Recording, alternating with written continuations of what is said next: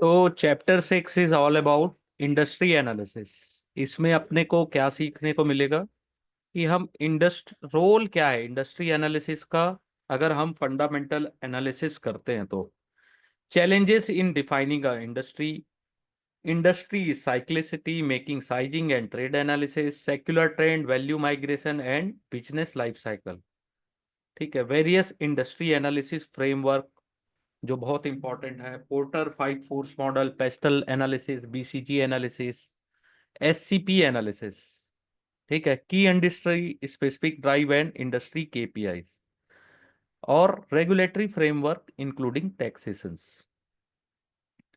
तो industry analysis करने से अपने को क्या हेल्प मिलती है फंडामेंटल एनालिसिस में।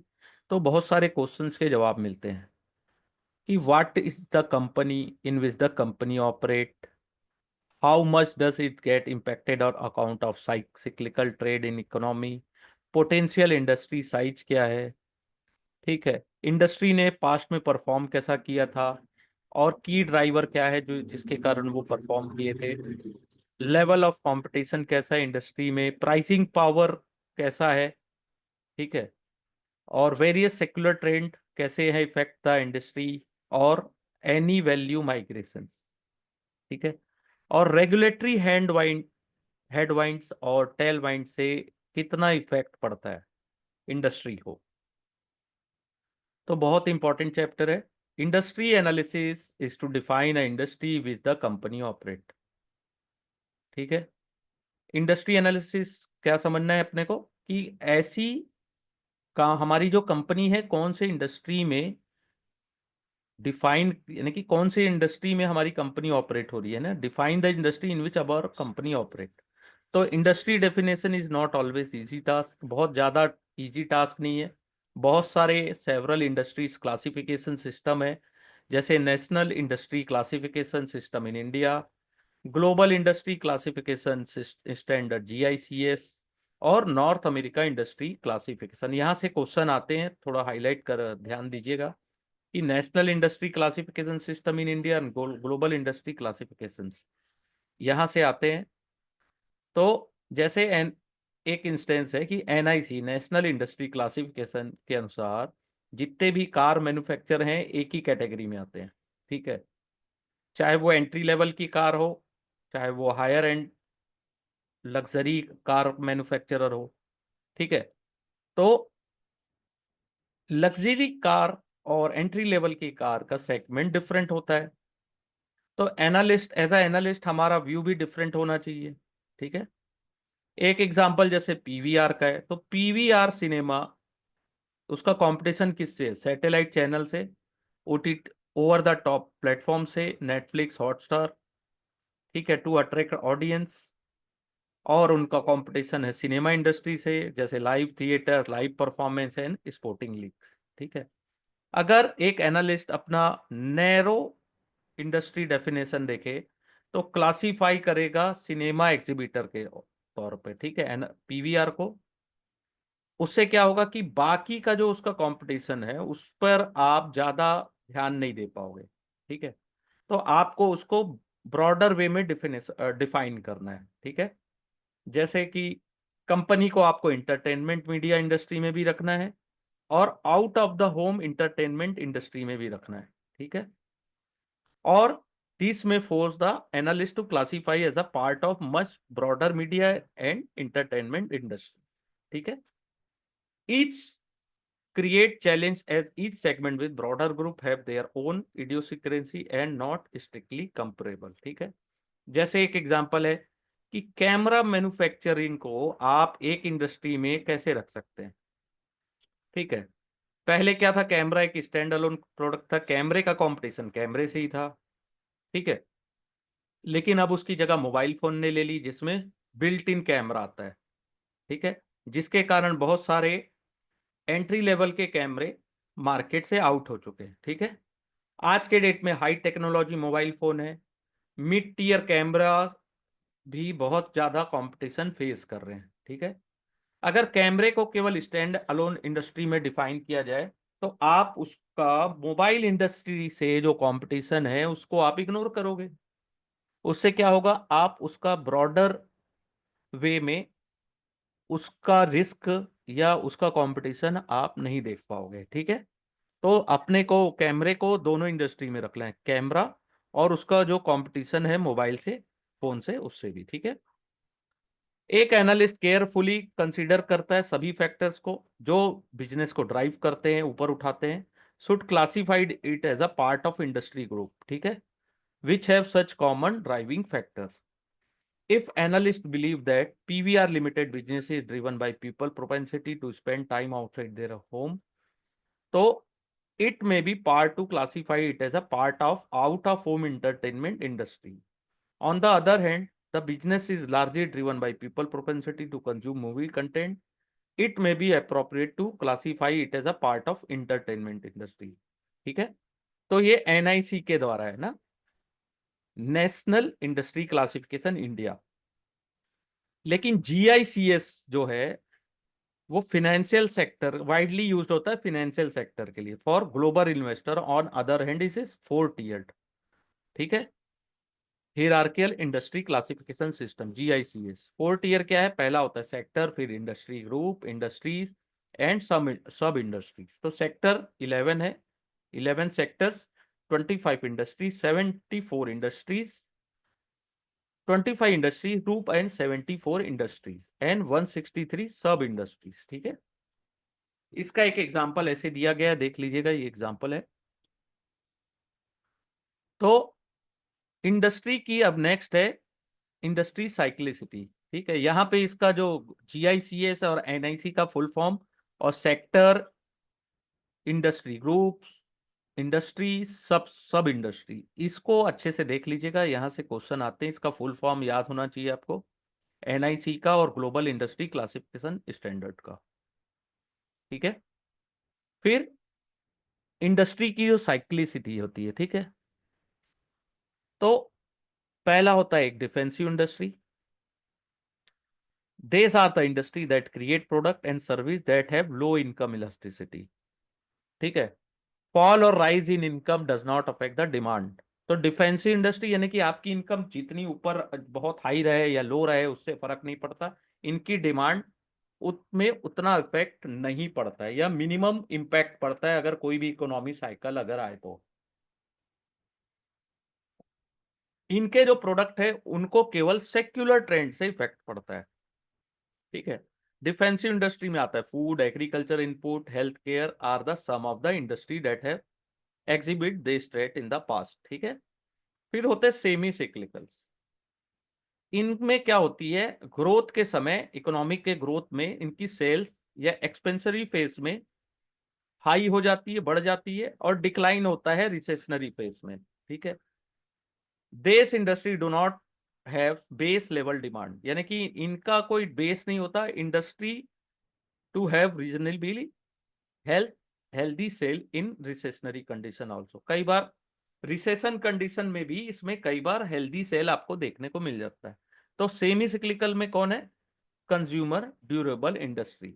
ठीक है, डीप सिक्लिकल क्या होता है कि इकोनॉमी, अगर इकोनॉमिक साइकिल या कमोडिटी साइकिल पे इस इनका इंपैक्ट ज्यादा पड़ता है, जैसे capital good industries and steel.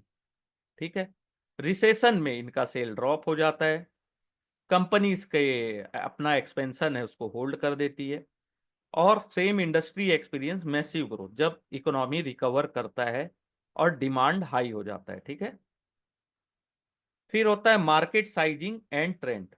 Industry that are under penetrated have higher growth potential as there is more headroom for growth. As industry mature new growth avenue decline. ठीक है,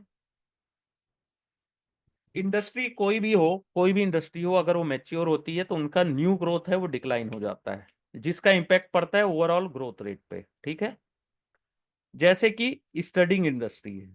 ठीक है, तो आपको, सॉरी, जब आप इंडस्ट्री को स्टडी करते हैं तो आपको उसके पोटेंशियल साइज का पता होना बहुत जरूरी है, और करंट मार्केट साइज क्या है उसका ये पता होना जरूरी है। करंट मार्केट साइज को आप डिफिकल्ट है बताना, क्योंकि बहुत सारे अनऑर्गेनाइज प्लेयर या प्राइवेट कंपनी जिसकी इंफॉर्मेशन पब्लिक में अवेलेबल नहीं है, उसके कारण आप उसकी पोटेंशियल करंट साइज को आप नहीं बता सकते। ठीक है, आपको उसकी पोटेंशियल साइज भी अगर पता करनी है तो आपको बहुत सारे अजम्पशंस लगाने पड़ते हैं जो कि रॉन्ग भी हो सकते हैं। अगर आप पास्ट ट्रेंड का एनालिसिस करते हैं, ठीक है, तो आपको अंडरस्टैंड हो सकता है कि इंडस्ट्री कैसे ग्रोइंग कर रही है और कौन से फैक्टर है जो ग्रोथ को अफेक्ट कर रहे हैं। ठीक है, इससे आपको सेक्युलर ट्रेंड आपको पता चल जाएगा कि अंडरलाइंग सेक्युलर ट्रेंड कैसा चल रहा है। मार्केट साइजिंग जो है उसको दो तरीके से डन किया जाता है, एक होता है टॉप डाउन और एक bottom bottom up. Top down और बॉटम अप ये बहुत इंपॉर्टेंट है। यहां से क्वेश्चन आता है, जैसे अपन मेजर कर रहे हैं साइज ऑफ मार्केट और इंडस्ट्री, तो starting from macro economic level और arrive up to industry level. लेकिन बॉटम अप में क्या करते हैं, हम क्वांटिफाई करते हैं market by looking at individual company और उसका एग्रीगेट डेटा से अपन इंडस्ट्री का साइज निकालते हैं। तो बॉटम अप, टॉप डाउन, ये दोनों याद रखिएगा। जैसे एक एग्जांपल है कि अपने को टोटल इंडस्ट्री साइज निकालना है एक पर्टिकुलर थेरेपी का, तो अपन क्या करेंगे, टॉप डाउन अप्रोच में क्या करेंगे, how many patient underwent the therapy, कितने पेशेंट उस थेरेपी को यूज किए, एवरेज एक्सपेंडिचर कितना लगा पर पेशेंट, और कितने लोगों ने प्रोडक्ट लिया, और कितना रेवेन्यू अपने पास आया। ठीक है, ये होता है टॉप डाउन। लेकिन बॉटम अप में क्या करेंगे, हम ऑल हॉस्पिटल्स का रेवेन्यू कलेक्ट करेंगे जिसने वो थेरेपी प्रोवाइड की, और कितना रेवेन्यू उन्होंने कलेक्ट किया पर्टिकुलर थेरेपी में। ठीक है, तो इसका एग्रीगेट से अपन इंडस्ट्री का साइज निकाल सकते हैं। ठीक है, बहुत इंपॉर्टेंट है ये चैप्टर, इसको हल्के में मत लीजिएगा, इसको जितना चाहें उतना रिवाइज करेंगे, आपको बेस्ट रिजल्ट मिलेगा। ठीक है, फिर होता है secular trend, value migration and business life cycle. Secular trend क्या होता है, लॉन्ग टर्म ट्रेंड होता है, ऐसा नहीं है एक दिन में खत्म हो गया। या तो डिस्प्लेसमेंट होता है उस प्रोडक्ट का या गुड्स का या सर्विस का, जैसे टेलीफोन था एक समय, आज की जगह उसकी जगह मोबाइल फोन ने ले ली है। ठीक है, तो इसके वेरियस फैक्टर हैं दैट ड्राइव सेक्युलर ट्रेंड। तो पहला होता है टेक्नोलॉजिकल एडवांसमेंट, जैसे नई टेक्नोलॉजी आ गई जिसके कारण टेलीफोन लैंडलाइन जो था वो बंद हो गया। ठीक है, तो न्यू प्रोडक्ट के आने से, new methodology in production of good, it provide alternative to existing product, और न्यू कंजप्शन पैटर्न आपके पास आ सकता है।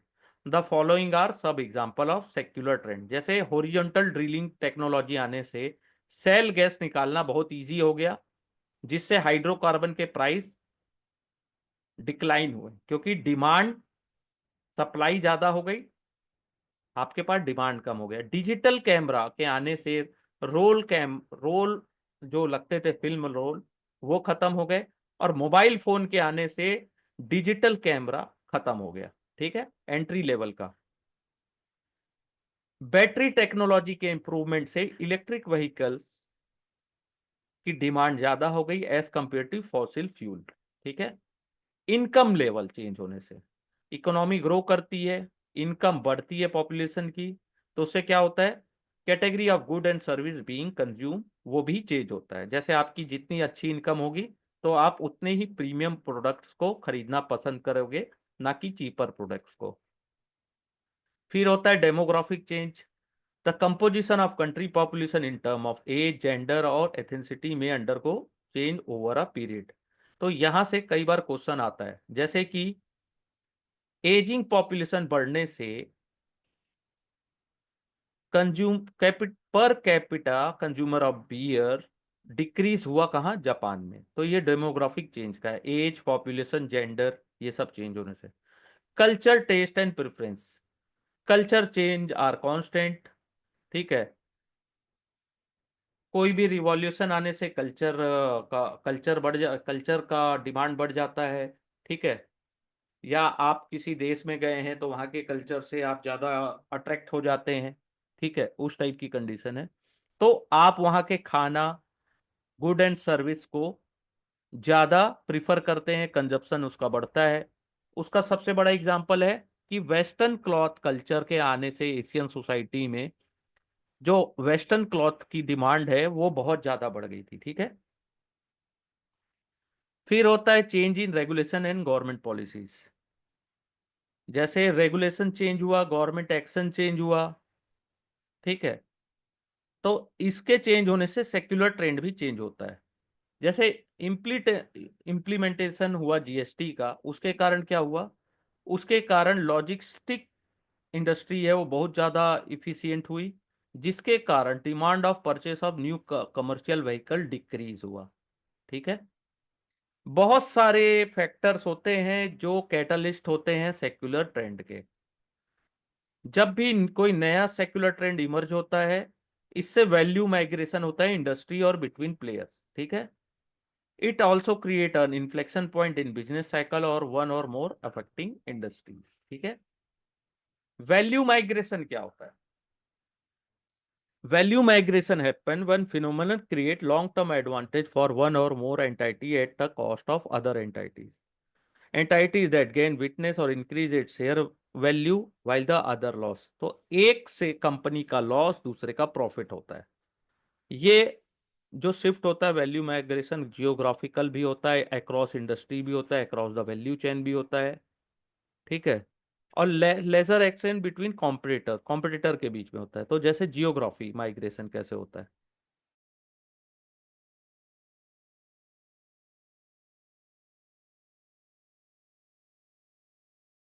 बहुत कम कम लगने लगा लोगों को। यूएस के पास बहुत सारा सेल गैस रिजर्व आ गया। ठीक है। और वो भी लोअर कॉस्ट में, ऑयल प्रोड्यूसिंग नेशन। ठीक है। तो ग्लोबलाइजेशन होने से लो कॉस्ट कम manufacture such as China is rapidly grow. ठीक है।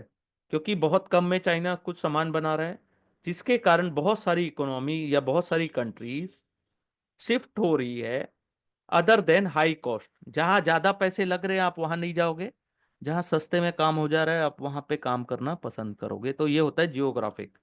या फिर यूएस का जैसे हॉरिजॉन्टल ड्रिलिंग का ये एग्जांपल है। ठीक है। Cross industry, cross industry migration क्या होता है? जब one country gain at the cost of another. जैसे डिजिटल कैमरा के आने से फिल्म रोल इंडस्ट्री बहुत ज्यादा डिक्लाइन हुई, जिसके कारण बड़ी कंपनी जैसे कोडक भी बंद हो गई। फिर वैल्यू अक्रॉस वैल्यू चेन। ठीक है। जैसे high competition intensity in telecommunication, उसके कारण क्या हुआ, मोबाइल इंडिया के जो टेलीकम्युनिकेशंस कंपनीज है उनके बीच में जो इतना कंपटीशन है, जिसके कारण आपको मोबाइल सर्विस बहुत ही चीप रेट में अवेलेबल है। ठीक है। लेकिन इससे नुकसान किसका हो रहा है? शेयर होल्डर्स का, जिन्होंने बहुत बड़े पैसे लगा के बैठे हैं। ठीक है। लेकिन इसका फायदा किसको हो रहा है? डिजिटल प्रोडक्ट का कंजप्शन बढ़ गया और डिजिटल कंटेंट प्रोवाइडर्स भी बहुत ज्यादा अट्रैक्ट हुए। ठीक है। फिर migration across company in the same industry. जैसे 2G के जमाने में रिसर्च इन मोशन या ब्लैकबेरी मोबाइल है, उसके पास बहुत ज्यादा एडवांटेज था। ठीक है। कॉर्पोरेट मोबाइल यूजर जो है ब्लैकबेरी का ही फोन यूज करते थे, जिससे बहुत इजीली वो ईमेल और अदर इंटरनेट सर्विस यूज करते थे। लेकिन 2G टेक्नोलॉजी आने से नए स्मार्ट मैन्युफैक्चर भी इमर्ज हुए, जो सेम सिमिलर सर्विस प्रोवाइड करने लगे, जिसके कारण ब्लैकबेरी का शेयर होल्डर वैल्यू डिक्लाइन हुआ और एप्पल जैसे न्यू कंपनी इमर्ज हुई। ठीक है। Understanding and preempting value migration can help analyst identify suitable investment opportunity ahead of time and to exit of losing business. अगर आप बहुत अच्छे से समझते हैं वैल्यू माइग्रेशन को, तो आपको बहुत ज्यादा अवसर मिलेंगे कि आप सही टाइम में उस कंपनी से निकलकर दूसरी लॉस मेकिंग बिजनेस से निकलकर आप प्रॉफिट मेकिंग बिजनेस में बहुत आसानी से एंट्री ले सकते हैं।